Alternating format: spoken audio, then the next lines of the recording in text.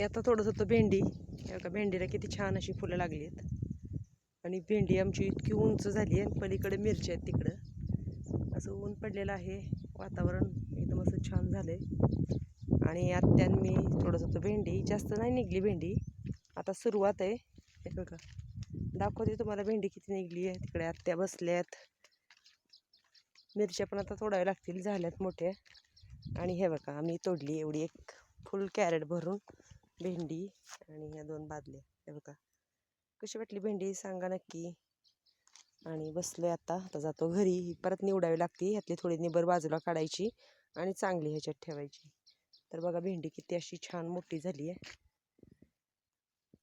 इकडे असा उडीद आहे, दुसऱ्यांचा आहे तो. ऊन केवढं झालंय बघा. तर कशी वाटली आमची भेंडी नक्की सांगा.